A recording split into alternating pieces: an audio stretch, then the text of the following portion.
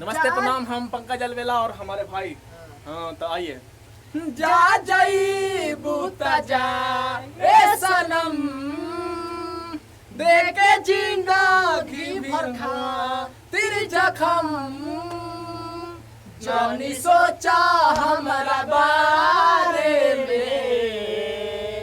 तोहरा खातिर हमारा माहिल ना रहे, ये प्यार काले परसों के काइल ना रहे, भुला गई ऐसे जैसे भाइल ना रहे,